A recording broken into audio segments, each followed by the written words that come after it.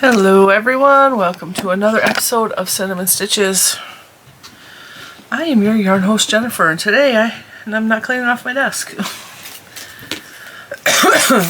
Sorry, there was a lack of video yesterday. I could not force myself to make one. It was as simple as that. Today, we are sitting in the yarn room because, well, I figure I might as well have a Friday video. We'll kick off the weekend on a good note. I am still working on the back of my cloth. Oh God, that looks so much prettier on camera. That makes me so happy. I wasn't sure I was liking it. This is going to be an asymmetrical shawl. I was inspired by another person's video, and I don't remember whose video it was. They made an asymmetrical shawl based on a pattern from someone. I didn't take notes. I looked at the shawl and I was like, that's pretty. I bet I could do that. I know.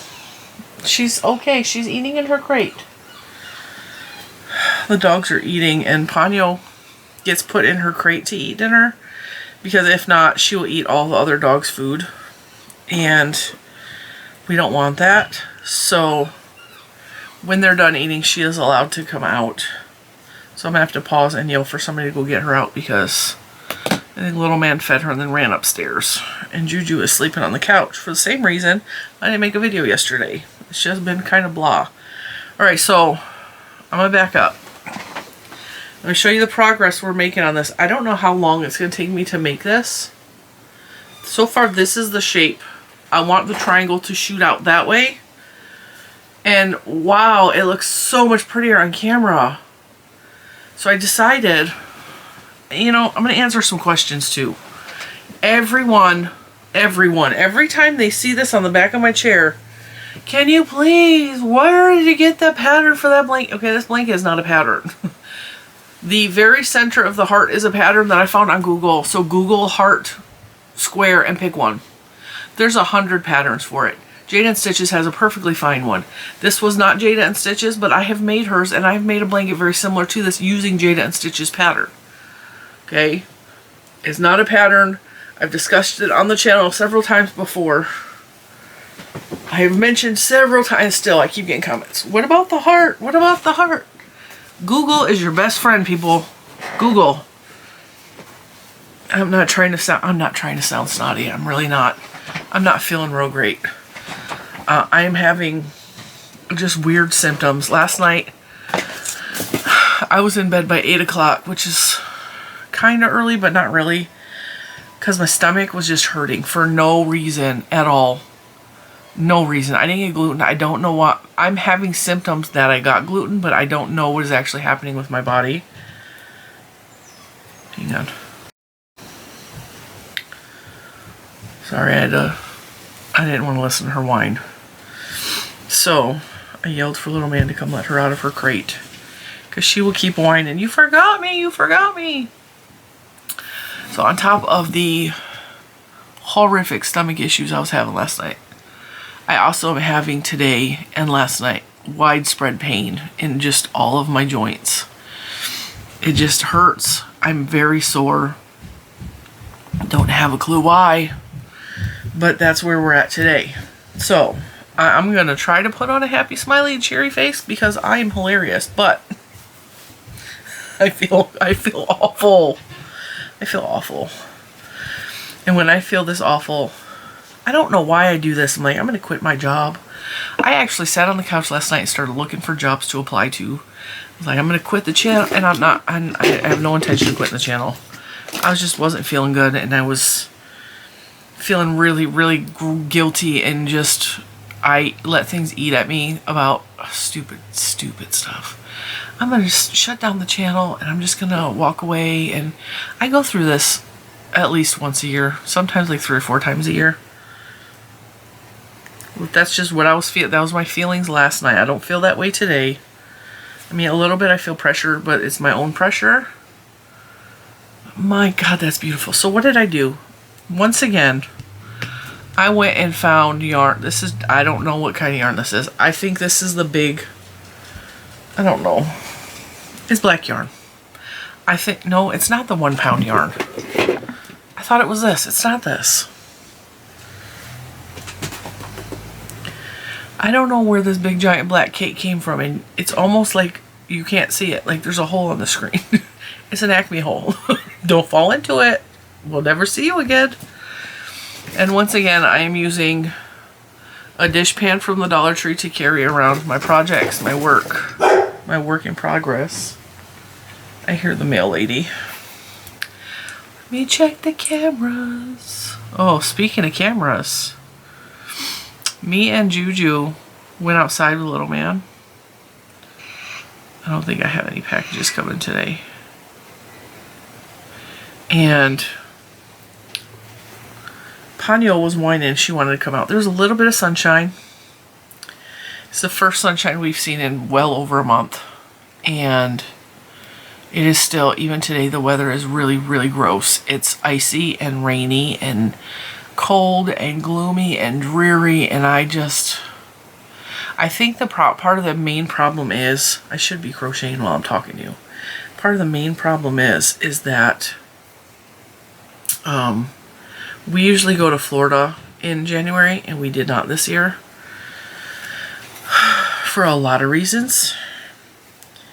And I usually get a heavy dose of vitamin D and sunshine and happiness in January, and that usually sustains me through the winter. That little bit of extra sunshininess. My fingernails really, really jagged. And I don't have that this year. And yes, I'm using scissors to cut my fingernails. Problem solved. Not jagged anymore. I think that's a main part of the problem. So anyway, it was sunshiny outside. I was like, I'm not going to let today get wasted. I'm going to go sit outside. I'm going to get a little bit of sunshine. So I did. And little man was out there riding his bike, as he usually does. And you guys know that we have problems with the neighbors directly across the street from our house.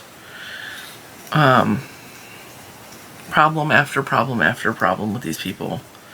So their kids were in the backyard. And of course, they can't help themselves. They come to the fence and either stare, or they yell stuff at us. Now, the oldest little girl is a year and a half older than Lucas. The little boy is a year or two younger than Lucas.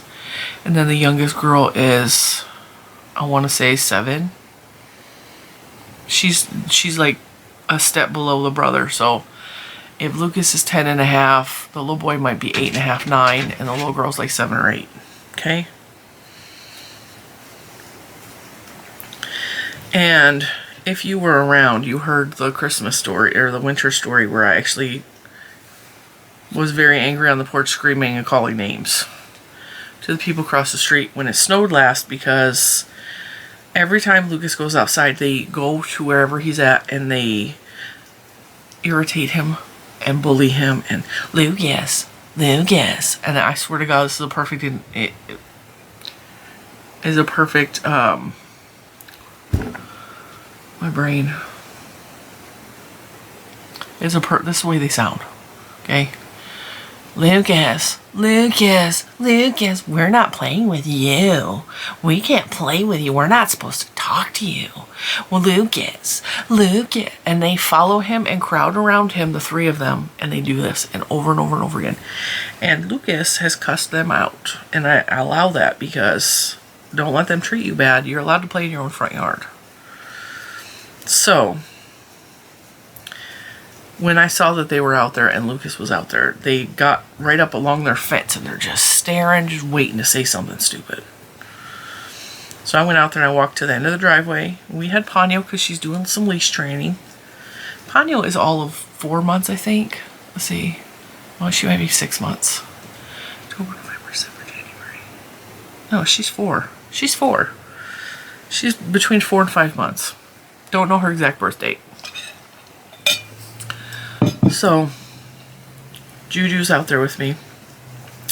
And I told you guys several times in videos that their dogs are ginormous dogs. They are at least half poodle, like standard poodle, but they're mixed with something else. They're a designer breed. And they're constantly getting out of their backyard and in my yard and running in the street and running in the corner where no one ever acknowledges that there's a stop sign. And so I've also mentioned on the channel that I'm training their dogs. And I train them because I see them out because I have cameras surrounding my entire house. I see the dogs get out. My cameras alert me that there's motion in my yard. And so I go and I hit my car alarm. And I do that so that the morons know that their dogs are out and that they can come get their dogs. And the dogs are smart because they're poodles, but at the same time they're big, giant, unruly dogs. And they're smart enough that when I hit the car alarm, they run home and start barking, which has started the training process of their owners to come out and bring them in the house. So not only have I trained the dogs to go home at the sound of a car alarm, I'm training their owners to come get their dogs and bring them in the house, which is hilarious because I watch it unfold on my cameras. And yes, I do have the footage. It is hilarious. So we're at the end of the driveway.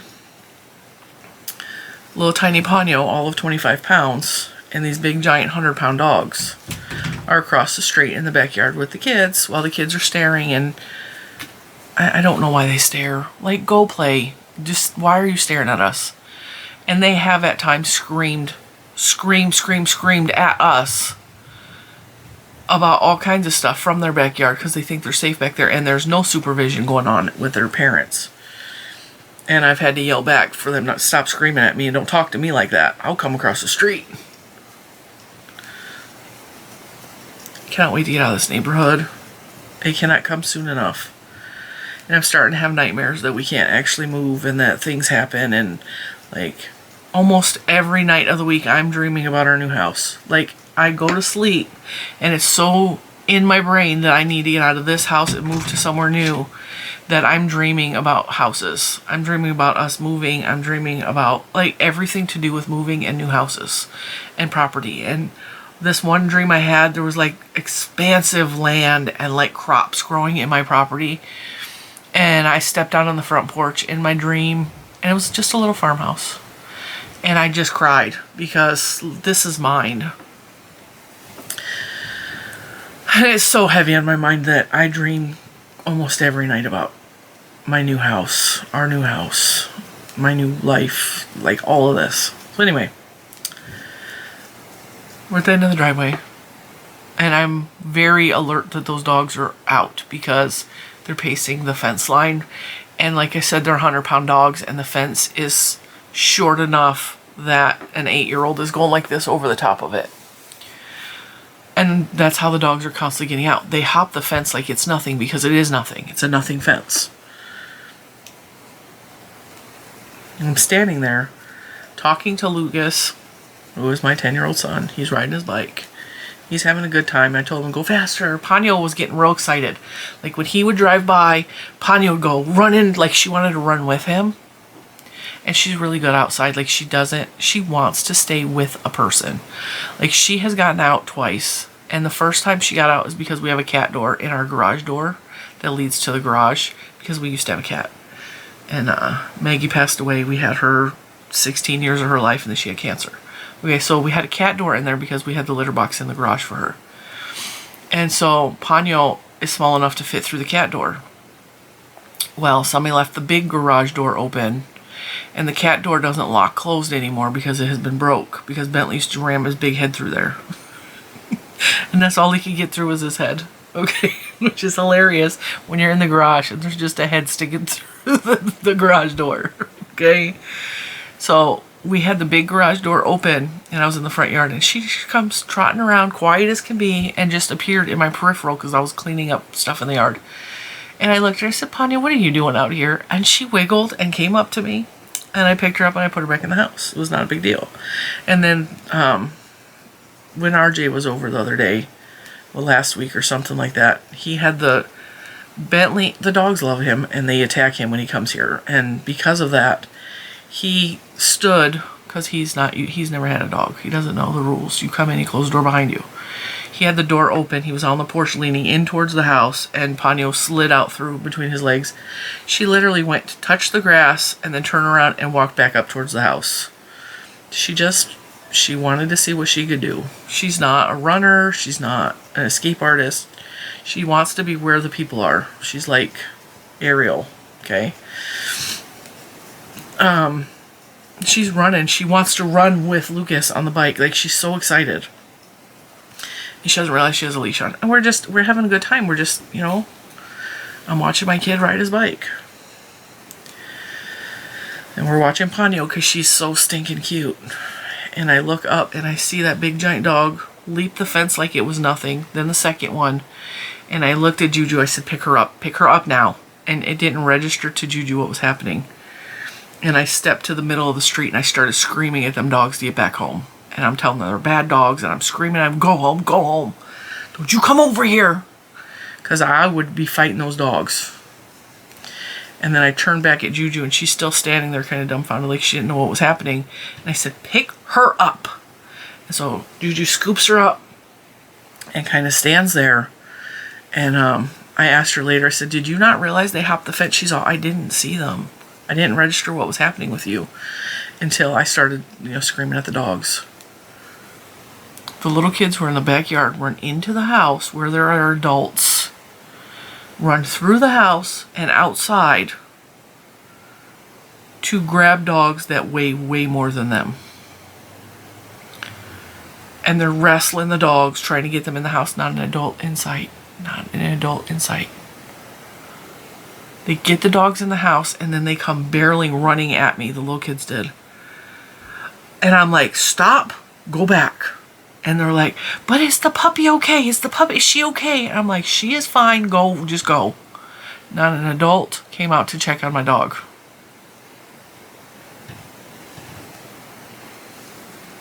Or apologize. Or anything. Handle the situation. No, the little kids did. Can I tell you, I was infuriated by that. Oh, man. So, once the dogs got locked back in the house, Ponyo went back to being on the leash, and the sun was setting, and it was getting kind of cold out, so we weren't out much longer. But I looked at Lucas, who had shorts on. I'm like, I'm kind of cold. He's all, I am too. And Ponyo didn't want to go back in the house, and so I looked at Juju. I said, you want to go for a ride in the car?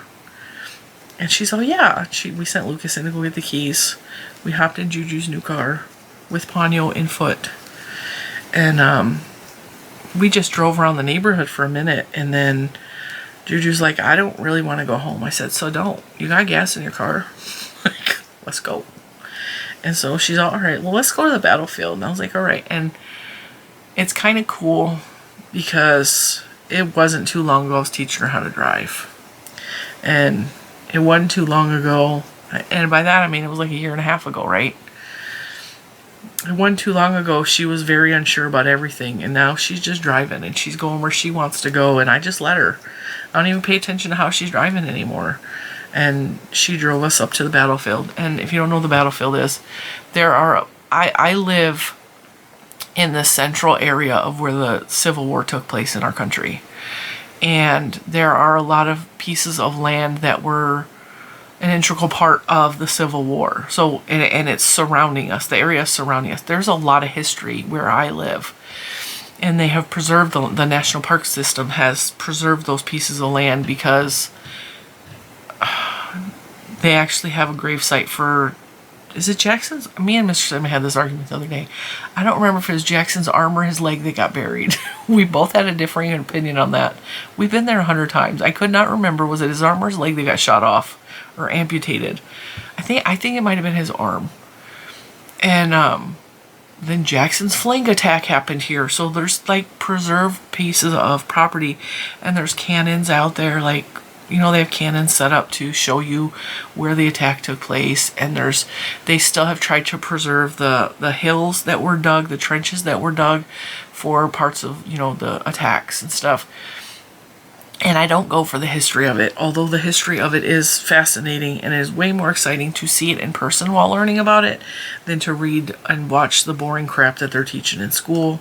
And I know because we're learning about the Revolutionary War and it is so boring. And little man is having a real hard time registering his information and keeping it in there because it's boring to learn that way. And I was the same way. So anyway, these preserved pieces of land are surrounding my area where we live, and so it's a very short drive to go to see them. And what is fascinating to me is it's beautiful. It's preserved nature. You can still see Scarlet. You can still see there was a squirrel out there earlier that was making her mad.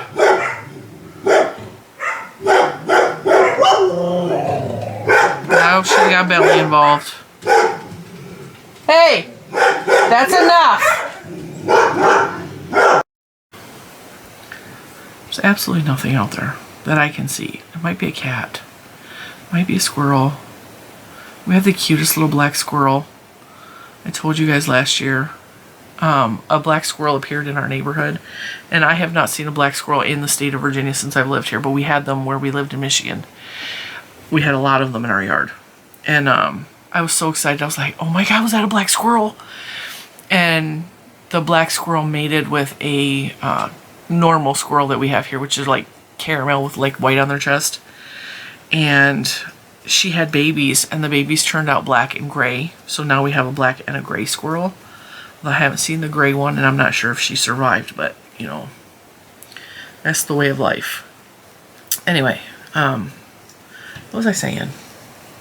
Battlefield. We went to the battlefield, and she went to a spot that she picked out, because there's lots of little drives off that you can go to. And we just went out in the field. I had my house shoes on, my slippers. Lucas had on shorts and a t-shirt, and it was a little chilly in the shade. And we walked out into the field and just stood in the sun and just, I absorbed my vitamin D. I cannot wait for spring. I cannot wait for those more of those days. Well, we came home and had another run-in with the neighbors because Mr. Cinnamon had to go to work, and it was dinner time at this point. And he had to go to work, and he called me. He's like, where are you guys at? I thought you were just going around the corner. I was like, no, we went up to the battlefield. He's all, I got to drive up to work. I got to take care of something. I was like, all right. And he's all, do you want to ride with? And I was like, no, I don't want to ride, because he works in a secure facility, and I can get on base, but I can't just, I can't go in the building. I don't want to sit in the car. So I'm like, no, I'm so good. I'm so good. And I'll stay home. I will make dinner and you go and whatever. So he left. He was leaving as we were coming home, and we were at the corner. So it's a 4-way stop.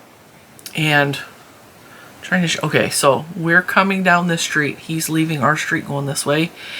And we hit the corner at the same time. And the grandma is out there. The grandma is late 50s, I think, early 60s, okay? She's not an elderly woman, she's whatever, right? She's out there on the phone on the corner, don't know why. Her grandchildren are in the same intersection I mentioned previously where no one stops on the road we're on. They just roll right through that stop sign. 150 times a day. Nobody stops at that stop sign. Roll right through. We stop at that stop sign. Mr. Cinnamon is pulling up.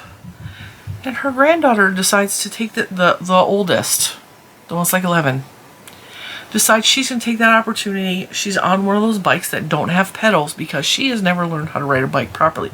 So they bought her those pedalless bikes that you do this with your feet. And she's like very slowly like in front of our car. And the grandma's just standing there on the phone. So I'm screaming out the window, get out of the road! Get out of the road! Get out of the road! And she's just like turning. I'm gonna stay in the middle of the they do this crap all the time. I've watched this little girl take a kid's stroller and ram it into the neighbor's cars over and over again, scratching it. Like, she's just, I hate to say this about a little girl, but she can end up pregnant or in jail at 16. I'm telling you, she just is. She's very, very, and I know this because she has touched my son inappropriately several times. Anyway, I finally get around the corner and Mr. Cinnamon has stopped, and I looked at the cameras because he called me. He's all, I think she's on the phone with the sheriff. I said, I don't really care. I don't care what her problem is. I don't care. Get her kids out. Like, well, if you can't watch your kids and they're hanging out in the middle of the intersection while there's cars there, there's a problem. I was already irritated. Like, get your kids out of the road. I'm watching on the camera, and the two younger ones come from up the road that way towards Mr. Cinnamon's big giant friggin' truck. He can't see them if they're directly in front of the grill. And they're just running directly at the front of our vehicle and just playing in front of the truck. And I'm like, and the grandma's just standing there on the phone. These people, I'm telling you, you gotta get me out of this neighborhood. You gotta get me out of this neighborhood. I cannot handle these people. Just teach your children some basic common sense. Don't play in the middle of the intersection. Don't run towards cars that are trying to go places. I mean, just common sense, people. The whole family, there's not one common sense in that. They are common broke because there's no common sense in their pockets. That's the kind of week we're having. So, yeah. But I'm so grateful I got out of the house. I got some sunshine. I posted a couple pictures in the Facebook group of Poncho in the sun and me taking a picture of a tree because the sky was so blue. You know what's funny is I was not liking the way this shawl was turning out until I showed it to you guys. And I saw it on camera and I was like, oh, maybe that's what we need to do sometimes, is set our projects down and walk away and look at it from a distance, because that black makes those colors pop. Does it not? This is the bottom. I'm going to come along, and I know this end is kind of like that, but it's because I'm switching up stitches and stuff. So I'm going to come along and I'm going to do a border across the bottom so that it's more flat like this, but on this side. And then I'm also going to do the same thing across the top, because I'm going to encapsulate where I'm carrying the yarn up. I'm carrying the yarn up now. So, yeah. What are you guys working on? I want to know. You can put it in the comments. Let's talk. What are you guys working on? Another thing I've been getting a lot of comments about is this. The pineapple poncho. I have had someone repeatedly say, it's too ruffly, it's too ruffly. It was designed to be ruffly. It was designed to be ruffly. If you didn't like the ruffle design, it's just that is what it is. It's ruffly. It was designed to be ruffly. This one's supposed to be more ruffly, but because there's a bigger gauge on this one, and the yarn is not as... this yarn, and this is a totally different pattern, so don't judge by this. That is not at all the same pattern as this. This is the tutorial. That's what it's supposed to look like. It's supposed to be ruffly. And the longer you make it, the ruffles will fall downward as opposed to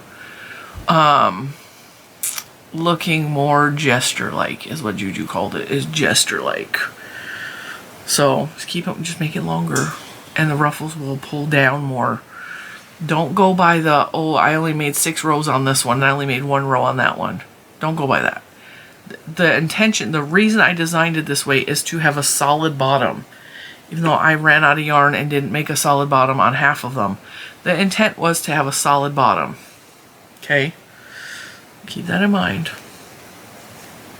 It will pull those ruffles down a little bit so they're not so up around your neck, you know. And if you're finding it too roughly, use a bigger hook. Get a bigger gauge. Use a bigger hook so that it's more drapey and it's not so, the fibers aren't so tight together. That is what I noticed the difference between this yarn and this yarn is I don't 100% remember if I used a 5.5 millimeter hook, but also I use these a lot. And this one says it's 4.5 millimeter, but this actually, the gauge on this, when I crochet with the Merit hooks, the gauge comes out bigger. It just does. I don't know if it's the way I'm holding the hook, the way I'm crocheting with it, or if maybe this ain't a perfect size 4.5. I don't know. So there's lots of reasons why it would be extra roughly. Okay, if you're having problems, you don't like this roughly, pull it back. Maybe use a bigger hook or a skinnier yarn. Because the skinnier yarn, or the less dense yarn, like this is Lion Brand pound of whatever it was.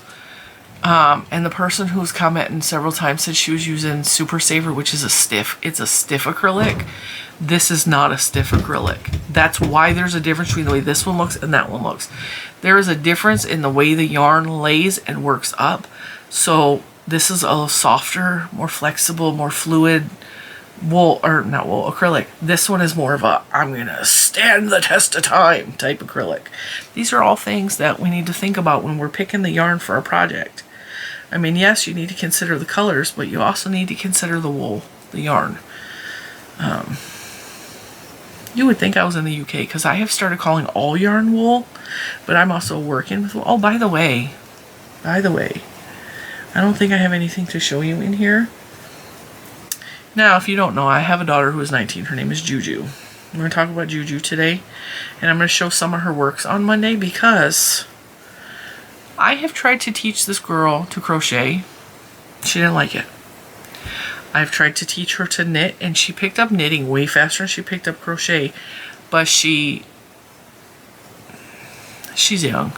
She doesn't have the patience to sit and knit for hours, and so she's never completed anything. She's made little pieces of knit material, which is fine, but she at least has the building blocks in there. Like for me, example, my mom started teaching me how to crochet when I was about 7 or 8 years old, and I've talked about this on the channel several times. My mom was a perfectionist, and if we didn't do it exactly perfect, she would go over and redo it, and she wouldn't teach us how to chain up to turn to go the next way on the row. When we got to the end of the row, she would take the work from us irritated, and she would do it and then hand it back to us for us to practice going back across. She was not a good teacher, and I think when I'm teaching, I try to do everything that I needed in a teacher that she wasn't able to or didn't have the tools to be for me to teach me to crochet. So I needed somebody like Lilo N Stitches, which is where I actually learned how to crochet. I needed somebody who's going to go through detail and show you exactly what to do. I try to be that. I'm not perfect, by no means. But I didn't really learn crochet until about 8 or 9 years ago through Lilo N Stitches channel. So, what was I saying?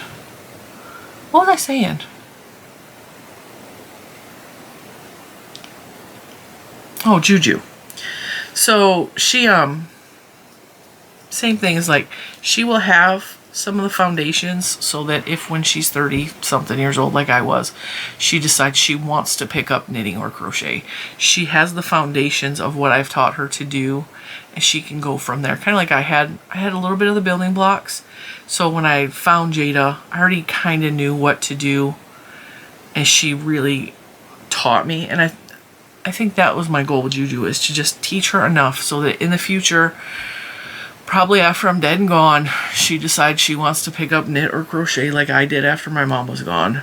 She will have those tools that I gave her, but she will also have all of my videos to actually learn, which is kind of cool. She used to learn from me after I'm gone. You know, I just wanted to have those building blocks instilled in all of my kids. And she was watching me needle felt the other day, and I think I started with the chicken. No, I made the sheep. And then I went to the, I don't remember, I made the chicken, right? So I did the needle felting, and she mentioned to me that she saw a kit about needle felting on somewhere, and she's like, I kind of wanted to learn how to do that. And I was like, okay, so let me teach you. Well, she had to go to work that day, so I couldn't teach her that day.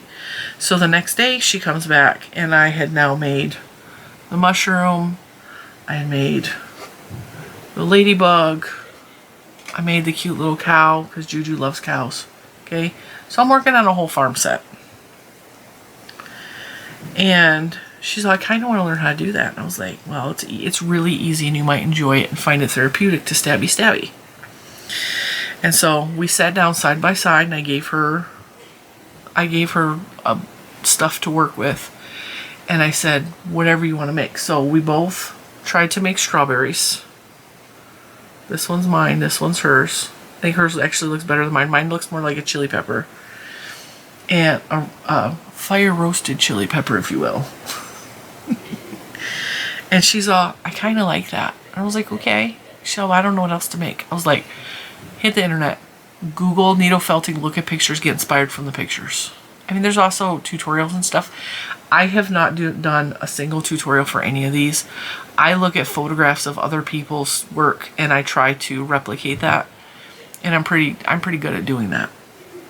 And so she started looking on Pinterest for needle felting, and she's like, oh, she found the cutest little cake.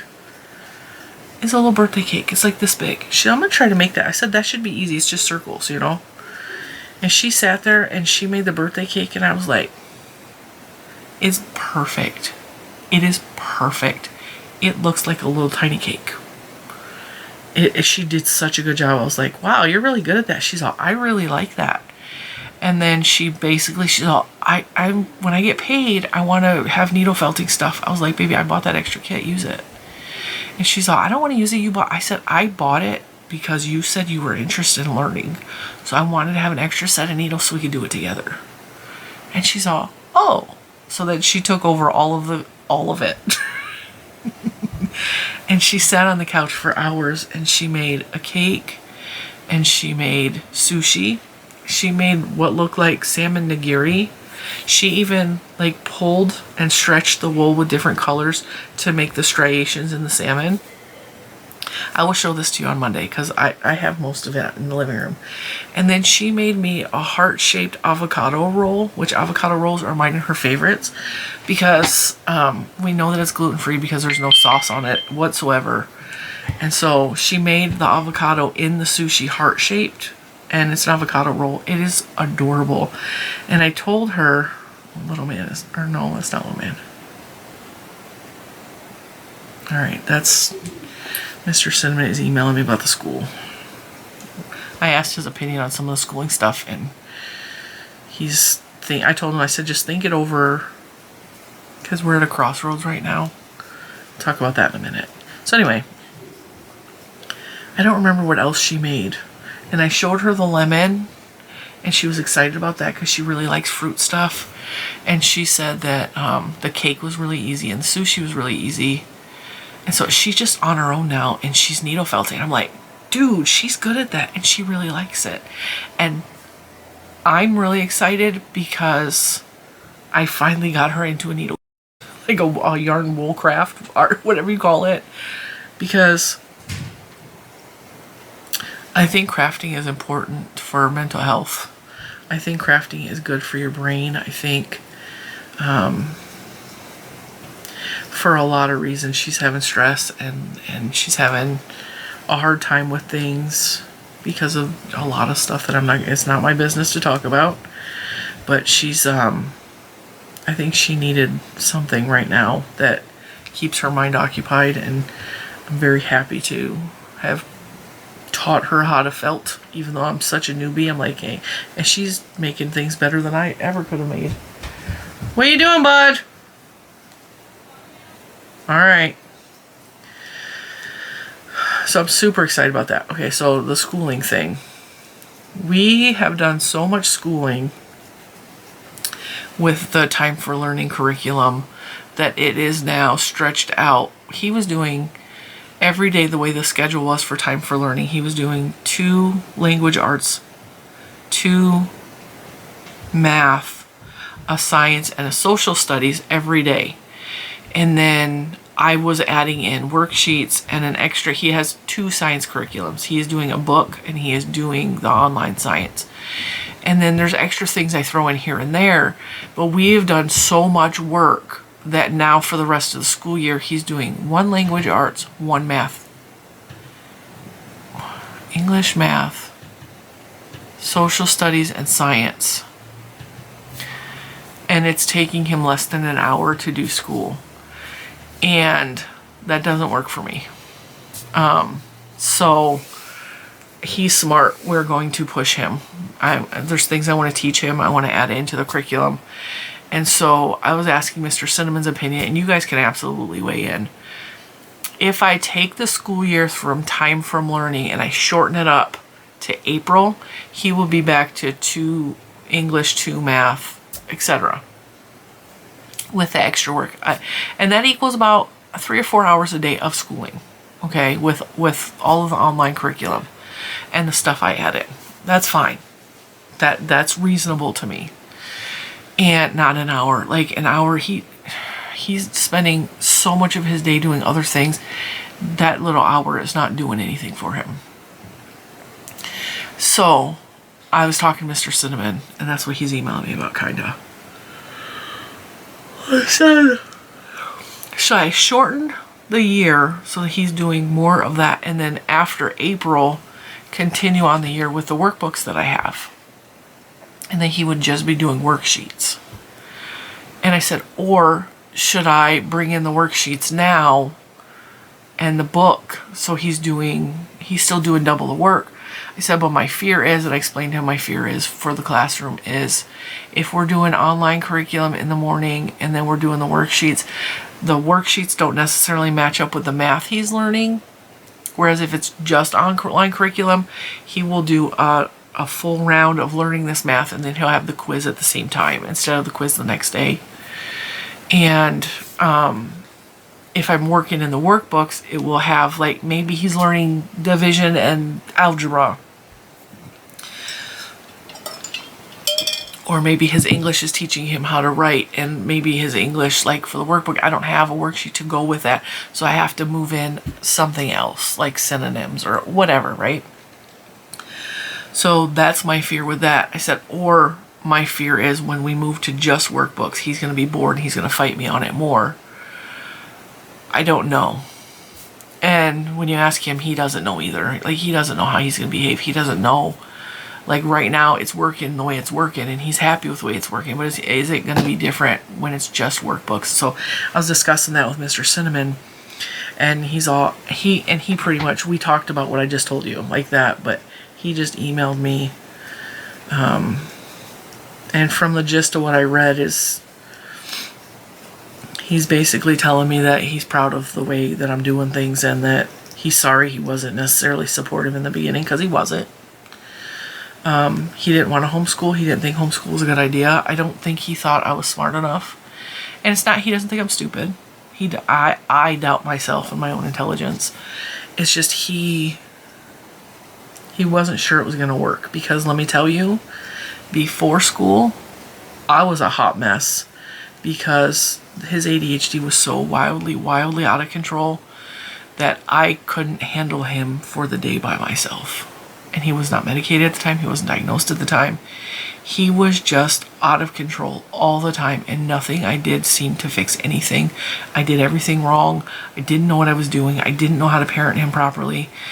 And I admit this openly because having a special needs child is hard, and we are not born to know how to do that. And it's okay to ask for help, and it's okay to seek help, and it's okay to not know. It's okay to be overwhelmed. It's okay to have all the feelings that you have when you have a special needs child. Honestly, all of those things are okay when you don't have a special needs child. Parenting is hard, and we don't have all the answers, especially when we didn't have the building blocks of a parent to teach us how to be the parent. My parents didn't know what they were doing either. So, like, I think part of that was his concern too, and his email right now just kind of is telling me he's proud of me, he's sorry that he wasn't more supportive from the beginning, and I think he's starting to see what I'm really capable of teaching him and how far he has come since we started the homeschooling, and how much better this is for both of us, for all of us, than public school was, because the stress that went along with public school was too much for him, for me, for Mr. Cinnamon. Like when that phone rings and you're dreading that it's the principal, there would be a good 2-3 hours after school ended and Lucas would already be home and you'd be like, are we gonna need to call today? Like, what happened now?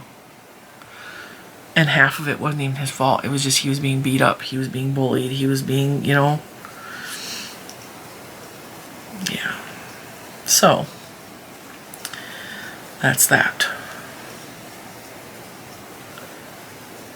Okay. Have you seen the TikToks or the Instagram videos that are going around that says, have you ever wanted to call somebody a twat? If you don't know what a twat is, it's not a nice word. My word for people is twat waffle. That's what I call them. It is what it is. So there's a video going around. If you ever wanted to call somebody a twat and you didn't want to be impolite, you wanted to be proper, whatever, right? There we are then. Is the I'm gonna say that's the European response, because like every time I say it, it's like something that somebody from the UK would say. There we are then. Well, there we are then. Yeah. There we are then. It's like the see you next Tuesday thing. And if you know, you know.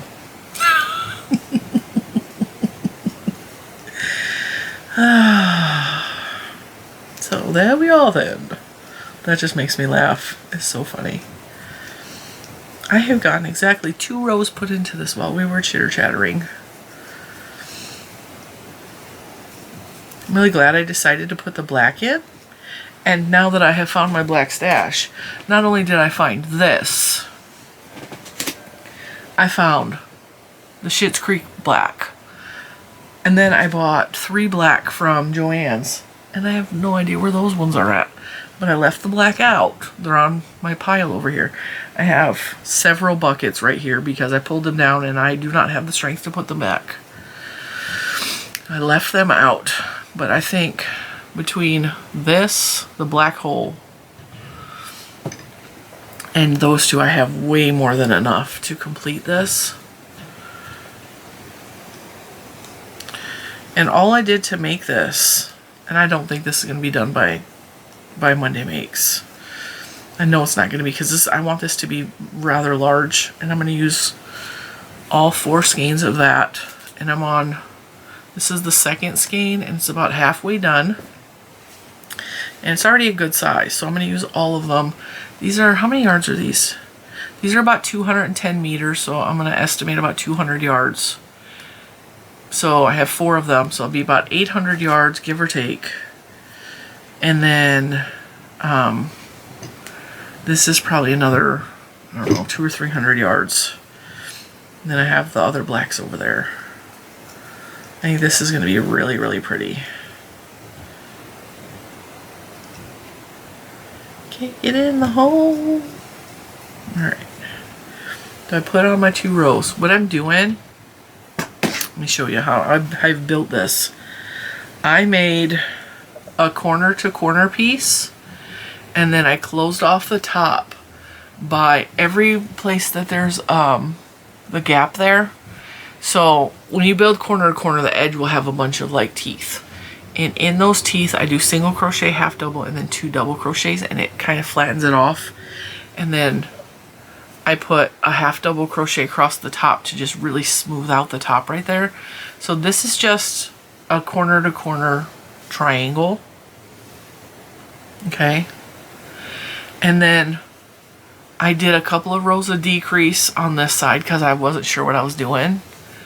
So this is technically, see how corner to corner you close off that side? See how I did that? I just started working this corner like that. And it's going to be going that way.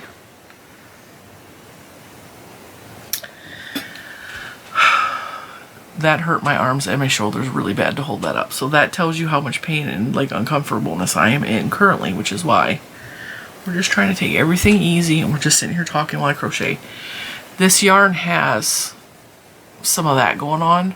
So when that starts to happen, I finish the row and then I bring in the next row and I do single crochets because I think it looks prettier in the single crochets than it does in the double. So that's why there's a mix of singles and doubles, and some of this is solid double crochet, some of it's granny. I'm playing with it.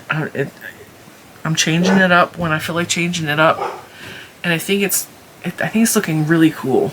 Now it definitely needs to be washed and blocked because it's got like a weird ripple right here, but I think once it's stretched out and I put a border and stuff on it and I keep going, I think it will look, I think it's going to be magnificent.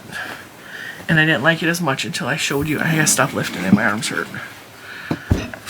So yeah, that's what we're going to talk about today. We're continuing on with the grabbing yarn from the back of the closet, the back of our shelves, the bottom of our buckets. Sam from Manfa Makes has already said that she's on board for this, so she's going to make something out of something from the back of her. She's got these really cute cubbies, like squares, and she has it layered, like I have always had my yarn is layered. Like, and it used to be a lot worse. Let me turn you. It used to be a lot worse. So I got these buckets from Amazon. They're the cloth ones, the containers right there. I got those from Amazon. They're so pretty. I kind of know what is in each one of those, but I didn't realize that some of my black yarn was in there. So there's a bucket up here that is just variegated yarn from Hobby Lobby. There's a bucket up here that is just, and actually I think it's on the bottom shelf, that is just blue yarns, because I had intentions of doing something with the blues. And some of them are a yarn from Premier Yarns that has long been discontinued called Aurora. I think it's been discontinued like 7-8 years now. It was some of the very first mystery bags I got from Premier Yarns. So it was the Aurora, and I stocked up on it. It's still over there, which is what I probably should be using right now. But I wanted to make like a wavy oceanic blanket with it because it's blue colors. There is a bucket over here that is just the ice cream divigation. There's a bucket that's just that. So I kind of know what's in those buckets. I've been in those buckets enough. But if you turn this way even more, I have the clear buckets, and I'm not sure what is entirely in some of these. Like this has Hobby Lobby yarn in it. This one's Hobby Lobby for the most part. And then this one is wool. The one above that is wool. And then on this shelf, for example, I have cakes and packs. But behind that is a milk crate that is filled with yarn that is from Belgium. That was sent to me in Happy Mail. And that's all that's in that crate is Belgium yarn. But I keep it back there to keep it safe and clean because it is from Belgium and I can't get any more. And so it's one of those, I'm going to hold on to this yarn because it is so precious to me. And then down here we have another milk crate that has mostly puzzle on top. And the puzzle, I don't know if you guys know this, but the puzzle is reflective. So is the Hobby Lobby yarn over there. It's reflective. So, well, not all of it. The neon colorways of, what is it? The jelly bean yarn. Why am I calling it puzzle? The jelly bean yarn. The neon one is blacklight reactive / fluorescent. And so that is mostly what's in that one. So, yeah. That's what's going on. Ooh, look at that neon. Oh, there's neon up there too. Ooh, oh, that's the vortex. See Frankenstein's head? Right next to its vortex yarn? Can you guys see? It's lighting up. That one right there, see? It's just red. Neon light up. And in Frankenstein's mouth is fluorescent. So, I fully know all too well about that back layer of yarn that is behind the milk crate. that is behind the buckets, that is behind the stuff that's for show, like the cakes that are facing outwards. Behind those beautiful cakes, guess what's behind them? More cakes. I got a whole bunch of cakes over here. I actually have a whole shelf of just cakes. This one right here, that's just cakes. I mean, there are some skeins back there, but that's mostly cakes, and that whole bucket is just cakes. So, yeah. Yep, I know all about that. That's why I was like, I know that you guys, Sam specifically, I know that those cubes have treasures back there. I just want to see some. I want to see just one treasure from Sam. I just want to see one. There's been a couple of podcasters over time where I'm watching. Carrie Penny from Happy Crafty Homemaker is one of them. I used to watch Ross from Smell Great Guy too. Those two of them. The two of them have a very extensive yarn collection. And they've been collecting for way longer than I've been crocheting. And I think I've told both of them, I would love to just sit and go through your yarn and just see what you have. Just to see what yarns were available before I ever had an interest in crochet, before I ever learned. I would love to just go through and look at their yarn stash and just say, hey, what is this?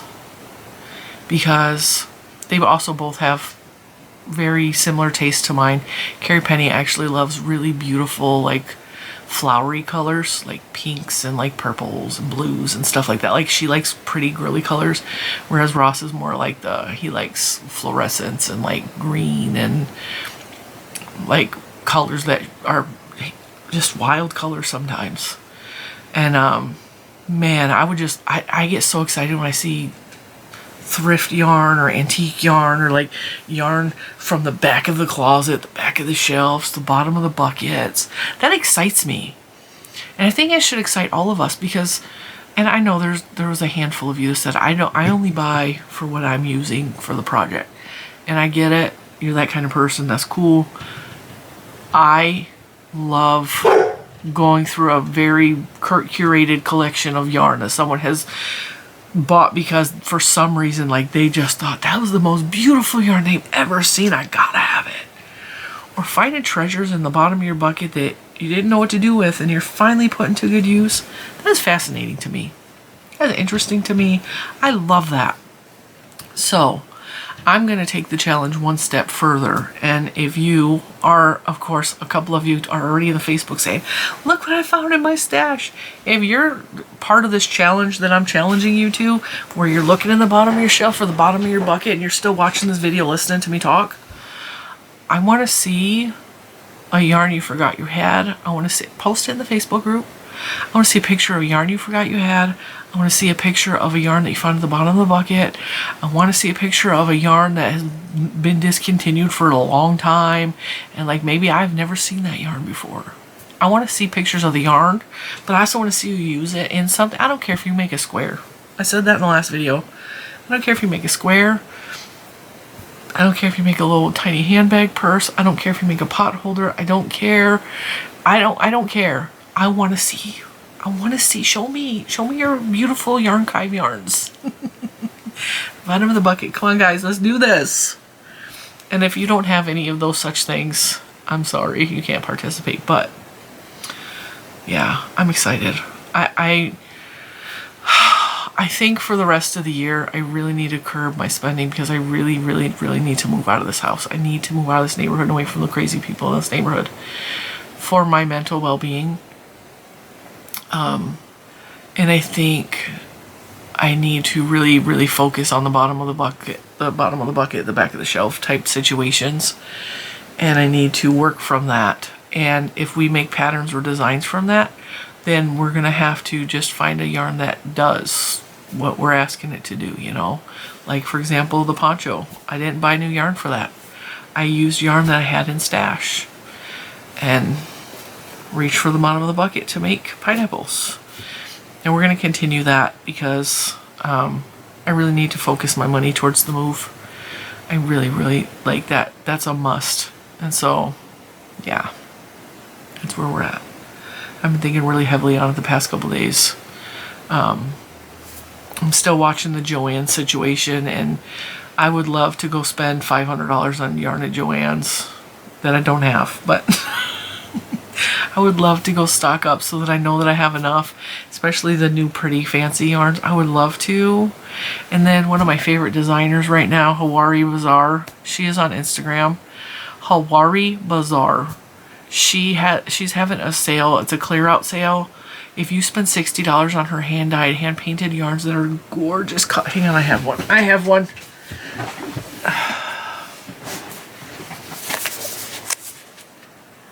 I actually have a couple. Her yarns are beautiful. If you spend $60, you get 40% off. Oh, that smells lovely. Oh, I don't know what she uses to wash her yarn in, but it smells so good. Yeah, and she does all of the beautiful, like, fluorescent pastels,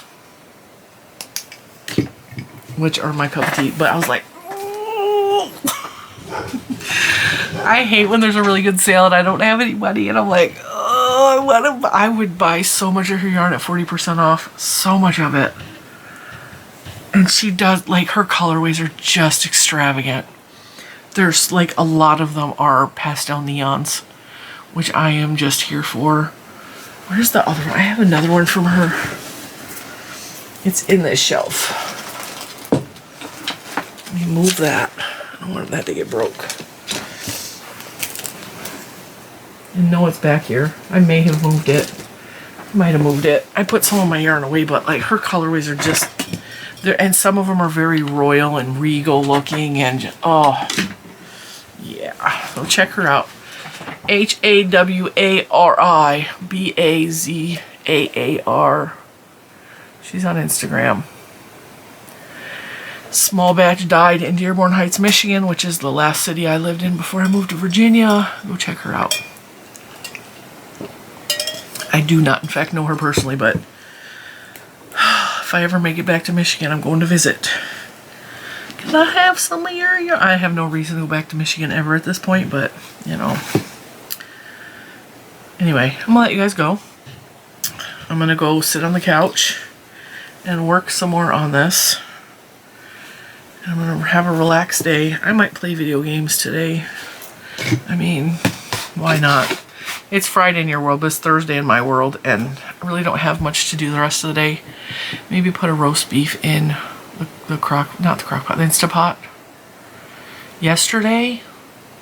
Was it yesterday? I made, for the first time, I made seafood curry. Oh, and I just made it with stuff that I had in the freezer.